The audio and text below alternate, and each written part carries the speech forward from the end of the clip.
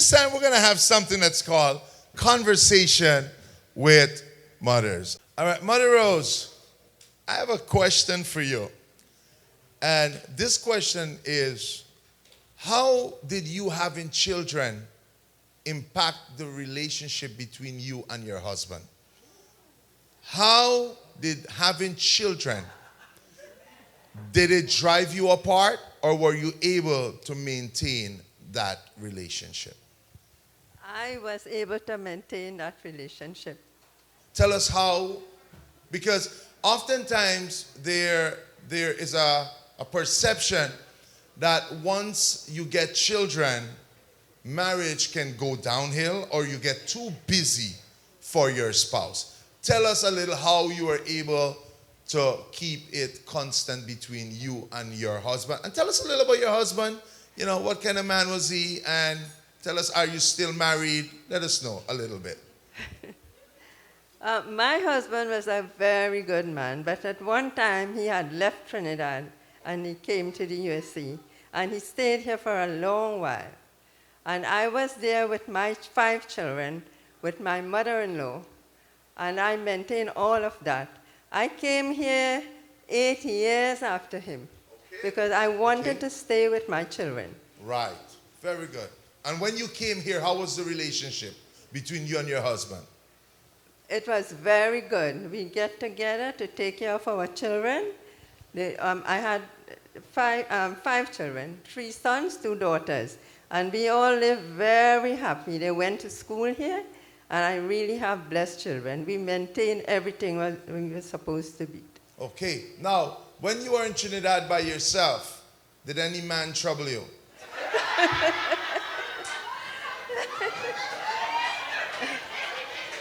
You know, that I wouldn't say, because I was a person always stay at home. Because I had my mother-in-law as a mother over me. She never allowed me to go any place. Not at all, not even shopping. Right. So all you mother-in-laws, please watch over your daughter-in-law. So not because they're bad, so that nobody can trouble them. Because what the mom was doing was trying to protect her and family. Amen? Moms, don't you take care of your children? So even so, when you have grandchildren, you got to open your eyes a little more at your daughter-in-laws. Okay, thank you, Mother Rose. So when you came to the U.S., the relationship was good, and even though your children were growing in school, they got careers, you were able to maintain that relationship. Yes, I did, always. And how long were you married for? After my husband passed away, I celebrated my 47th anniversary, you know? Wow. And it's 20 years now since he passed. And I'm still with my children. I have 5 children, 10 grandchildren, and 13 great-grand. And they all appreciate me so much, you know? Today, my granddaughters, they live so far away, and they have little babies, but they're coming to visit me. Very well. Come on, give God a hand. Sister Maxine, thank you, Mother Rose. I want you to talk. We know you're a single mother. Absolutely. Right? So we just heard from a mother that was married, but you're a single mother. Yes. And I want you to talk about sacrifice, because I know you have a son, and he's a graduate. Yes. I want you to talk to us a little what that looked like, and to encourage single mothers that are saying it is hard and it seems impossible. Tell me. Well, most of us might think it seems impossible, but it is possible, because I raised a 23-year-old son all by myself from start to now. Wow. He finished college last year with his bachelor's in whatever. And I can say, whilst I was in Jamaica with him, I did odd jobs. I was a police officer, and I did odd jobs. So you know the fight was tough. But guess what? I held out, and I raised him well. Not because he's my son, but he's a decent young man, a decent 23-year-old. Right, he has never given me any doubt or anything. So all of us can do it. All of us can do it. As I said, I did odd jobs, day and night. Sometimes I would leave him all by himself. I would like call him every second, make sure. Don't let him do that though. Well, he was like maybe 10, 12, but he was all by himself sometimes because I had to work at night. I would like be on the phone with him until he goes to his bed, wake him up in the morning, make sure he looks about his breakfast, leave. He was so responsible too. At 10 years old. But I think he got that from you because you're very responsible Well, yes. So even at 6 years old, he was taking a cab all by himself with a phone to school, to and from school. So I would maybe take him for a week to show him where to walk, where to take the cab and all of that. So we can do it. I'm a single mom, and I'm so proud because I have a proud 23-year-old who is, has his head on his body and is doing well. Come on, give her a hand. And I want to encourage every single mom not to give up. Amen. You have a son, you can raise him well. And if you see that he's going wrong, be the first. What do you say about that, Sister Maxine? Amen. Be the first. And he's so caring. Right. If I say my head is hurting me, oh my God. Even his aunt, if anybody in the house, if they are like not well, complaining about something, he would come and he would say, "You're okay," and do whatever. Very caring. So did he get that from you or did he get that from his dad? Maybe both sides. Okay. Maybe both sides. Okay, beautiful. Yes. Thank you. Let's give Sister Maxine a hand. All right, let me go on this side. Sister Jax, you're also a single mom. Yes. But I want you to talk to us. We know you have a very peculiar situation. Mm-hmm. How are you able to do what you do? Being single and then having your daughter in a very special position. Talk to us a little about how you're able to maintain and still love God so much, work so hard for God. Talk to us. Okay, so this answer might sound a bit strange, but sometimes I feel I don't know. Sometimes I feel I don't know. And the reason is because I know where my strength comes from God. Because when I look back, or I look presently in my situation, I always ask myself, how is it possible? Because I can't fathom how it's possible to do what I'm doing and accomplish what I'm accomplishing, but I know it's only because of God. Because within my own strength or within the limits that I have, because there are so many limits and so many lids upon my life, I should say, and upon Josie's life, but yet I'm just seeing it blow open. And I know it is because of God. So that's why I answer sometimes I don't know, not because I just don't know, but I am in an awe then. The word I should use, I look at my situation in awe. Because from the day Josie born, I did this interview with Emma, and the instinct of motherhood kicked in. Even though I was weak at that point, physically, emotionally, but yet the strength, I don't know where that strength comes from, but I know it came from the Lord. It kicked in instantly, even like the way to take care of her, even before the doctors could have even tell me what to do. Just tell us a little about her condition. Okay, so if I have to share about Josie's condition, she was born with osteogenesis imperfecta, which means brittle bone. Her bones are very weak at that point. She was born with type 3, so it means that it wasn't fatal, thank God, even though the doctors from the beginning thought it was fatal. That's why I give God thanks for her life every day, especially birthdays and events that I can celebrate, because I know what they said. And even though when they said that, it did not penetrate in my body. I remember not crying. I just look at him and just tell myself, she's going to live. And 4 months after that, someone prophesied over my life that she's going to live. She's not going to die. She's going to live. And I just thank God. You see how important it is to make a declaration over situations.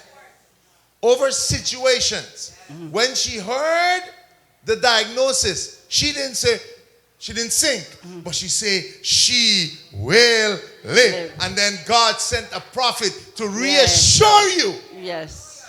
Are you with me? So our declaration is very important. Continue. Yes. So with that being said, even with my situation, I just thank God because I know, honestly, I know, and it is because the goodness of God. Everything that Joseph in the hospital, from the very time we came to United States, the nurses, the doctors, up to this day, I'm still friends with them. Everything just fall into place. The school that she went to, the people that we met, everything fall. Even people who were waiting in line, they was like, how did you get through? How did you know about the schools that Josie is going to? And thank be to God, God always sends someone. So, we can do it. When we put God first in anything, as a single mom, as a mom with a child with a disability, as a mom coming here in this country with no family, God put you guys, God put friends, God just supply, and He knows what you need. He always knows what you need. Come on, who loves the Lord? My God. Now, I want to ask Sister Eileen, you've been a mother how many years? 50 years. 50 years. Wow, that's a long time. I want to ask you what advice you have for young mothers. Okay. Stay with your children. Watch over them. Care for them. Protect them. Every movement, keep your eyes out. Very good. Very good. Because my mom used to tell me the same thing. I'm not a mom, okay? But she would tell me, she'll call me, she'd say, Sam, keep your eyes on those kids. Watch them. That's what she would always tell Cher. Watch them. That's her rhythm. Watch them. Yes. So that's very important. Anything else you would like to say? For my kids, I've had a very hard time with my kids. I got married, and then I become a single parent. When I become a single parent, I said, I have to buckle up my shoe and start it. And I did buckle up my shoe and started. I keep all 4 of my kids under my wings, and I say, this is it. It wasn't easy. The first one was 8, and the last one was 2. And I say, you know what? I have to, because I said, I marry and, I don't have to work. My husband would take care of everything. So I sit and relax on that. But when the grape gets sour, then I said, oh yes, movements. Anyhow, I got a job. Now I have to study. Who are going to keep the kids? I had to get my brother, sometime my sister. All this time they're growing. All this time they're growing. I send them to school. I protect them. And eventually, they got married. One at a time, the big one, then the second one, then the third one. Then I started having my grandchildren. So I'm a grandmother of 9 and a great-grandmother of 2. So I have to give God praise, because without Him, nothing. Even though I never used to feel it, I just keep holding on God and pressing on and praying. Sometime at work, and the Spirit I say, you know what? Something telling me, pray for your kids, because my last child, which is a boy, sometimes he used to be in a little trouble at school. And sometimes I be at home and I hear a noise outside. And when I look outside, it's a crowd. And the person who he and him get or her get into trouble with, the crowd coming with the parent. So when I look outside and I say, my God, because I always tell them, don't get into trouble. And the first thing I do when the person come and complain, or the parent come and complain, I start beating without asking no question. So parents, yes, every time they come, I start beating. And one day the Lord said to me, stop beating your children. Call them, speak to them. And that is when I stopped beating my kids. So just want to thank God that He brought me this far. Thank you. Wow. That was good. Give her a hand. The Lord might speak to you. Now, Sister Abigail, I want you to tell the church what to do when a godly man walks out on you. What a question. What is, stay put. And I will say this, when my husband walked out, I was devastated. And you know, when they walk out and they do their own thing, you want to do your own thing to show that, to prove a point. And God was so good to me. He showed me one thing 2 times. He spoke to me in dreams. And he showed me, before he walked out, God showed me both of us were going to catch a plane. And he ran ahead. And I was saying, wait for me, wait for me. And he said, no, I can't wait. I have to go. Wow. And he left. And that was the first indication that he was going to leave. And I remembered another time both of us were in this boat. And he stepped out. And I stepped out behind him. And I was standing on this rock. And I heard a voice. I heard someone say to me, their parents was there, but the person had their head down. Do not go after him. Stay on this rock. And if you remove from this rock, you will go down. Those were clear indication that God was in the midst and he was going to fight for me. And I let it go. Yes, I had pain. I cried. I fasted, go to fast camp, pray, cry, ask God to bring this thing back together. But it wasn't God's intention. And God also spoke clearly. He showed me in different instances. One message I didn't get, about 5 times God had to show me it for me to get it the last time. And when I got the message the last time, you see, the thing is, and I'm saying this for persons who might be in a relationship, it may be abusive, it may be a relationship that's not working out, and you want to know how want to leave. God wouldn't come to you and say, leave the man. He's not going to say that to you, but he's going to present situations, or he's going to give you visions and indication that will point you. You're the one who have to make the decision. And when he showed me this one thing over and over in different instances, the last time I get it, I said, oh gosh, this is so long I had to take to get this message. And this is what I said to God. When he presented the situation to me, I said, I don't want him. Just like that. He showed me, and what he showed me, it was a situation where I had to choose between him, either staying with him and live with this particular situation or this person for the rest of my life. It's like somebody come into your marriage and you decided, okay, I'm going to stick with my husband, but this person's in your life until you die. Wait, hold on. What is that, a third party? Third party. Okay, so you got to talk clear, don't talk Okay. Okay. So this third party. Did you guys understand what she was saying prior? Oh, wow. These mamas know everything. This third party was there. And God, I was there, the third party was there, and he was there. It's in a vision God showed me. And when God said, make your pick.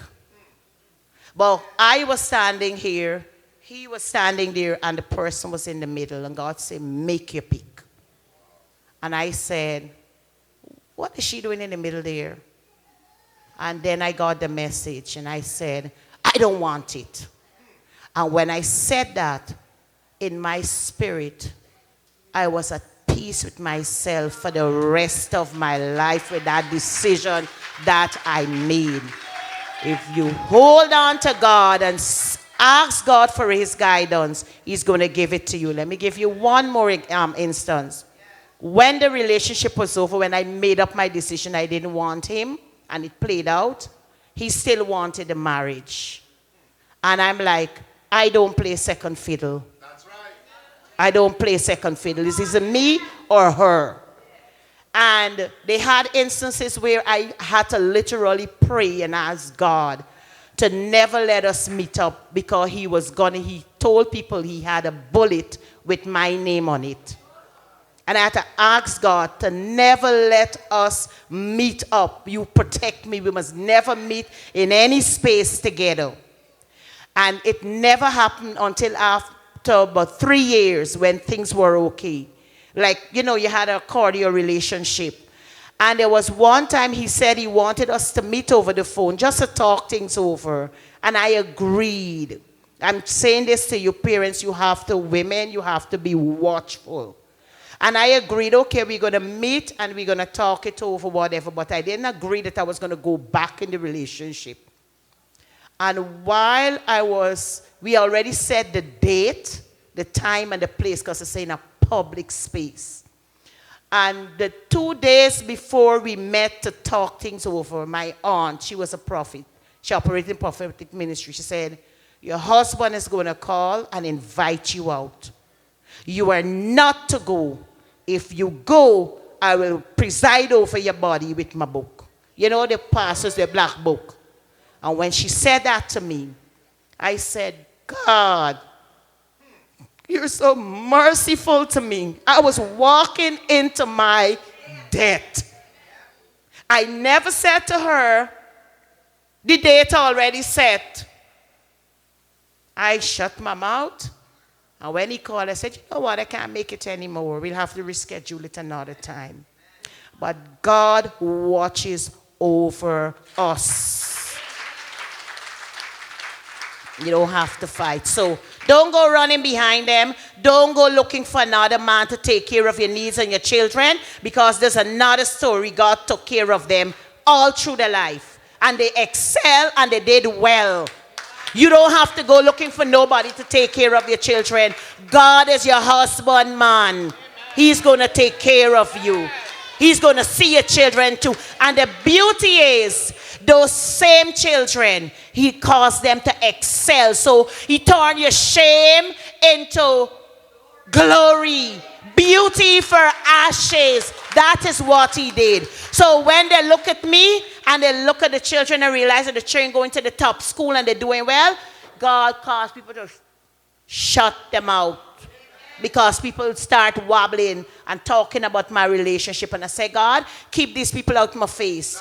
I used to literally tell God, keep them out of my face. And as soon as they come, their mouth can't talk or ask anything.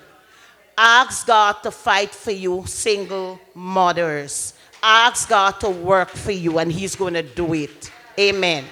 Amen. Come on, give God praise. So, I want to sum that up. What to do when a godly man walks out on you? You pay attention to the Lord. Yes. Follow the signs that he gives to you. Yes. When you're instructed, be obedient. Yes.